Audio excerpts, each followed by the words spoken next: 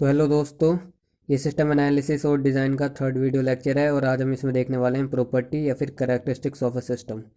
तो स्टार्ट करते हैं वीडियो को। सबसे पहले लिखा है a system must have following property characteristics, मतलब एक सिस्टम में ये कुछ प्रॉपर्टीज़ हैं वो होनी चाहिए। सबसे पहले ऑर्गेनाइजेशन, फिर इंटीग्रेशन, फिर इंटरेक्शन, फिर इंटरडिपेंडेंस, फिर सेंट्रल ऑब्जेक्टिव।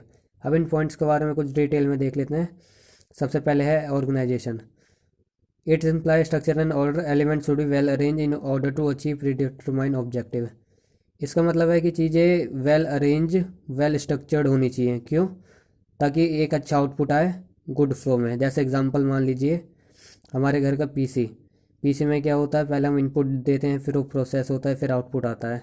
तो ये एक वेल ऑर्डर्ड है, इसीलिए एक अच्छे से सिस्टम काम करता है। और अगर मान लीजिए इसी को हम इधर उधर कर दें, जैसे सबसे पहले आउटपुट, फिर इनपुट, फिर प्रोसेस, तो ऐसे में चीज़ें सही से काम नहीं करेगी और ये एक अच्छा स्ट्रक्चर भी नहीं है, अच्छा ऑर्डर भी नहीं है।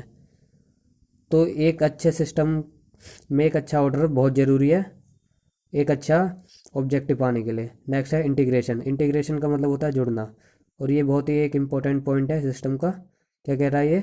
It imply how component of a system are tied together. मतलब इंटीग्रेशन बताता, मतलब ये बताता है कि एक या एक से ज़्यादा कंपोनेंट आपस में किस तरह से जुड़े हुए हैं।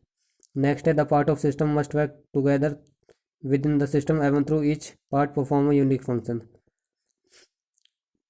मतलब जो सिस्टम के पार्ट्स होते हैं वो उनका आपस में काम करना बहुत ज़रूरी होता है, भले ही वो अलग अलग यूनिक फंक्शन परफॉर्म करें। नेक्स्ट है interaction. It imply manner in which the component interact with each other. Interaction का मतलब होता है इंटरेक्ट करना। तो ये क्या कह रहा है, दो या दो से ज़्यादा कंपोनेंट के बीच में इंटरेक्शन कैसा है। एक अच्छे सिस्टम में क्या होना चाहिए, दो कंपोनेंट्स के बीच में अच्छा इंटरेक्शन होना चाहिए। अच्छा इंटरेक्शन होने से क्या फ़ायदा होगा? डेटा फ्लो अच्छा होगा। डेटा फ्लो अच्छे होने से क्या होगा? सिस्टम अच्छे से काम करेगा। नेक्स्ट है इंटरडिपेंडेंस। इंटर मतलब बिटवीन, डिपेंडेंस मतलब डिपेंड। क्या कह रहा है ये? First point, it imply how component of a system depend on one another. मतलब ये बताता है हमें कि एक या मतलब दो या दो से ज़्यादा कंपोनेंट आपस में किस तरह से डिपेंड है।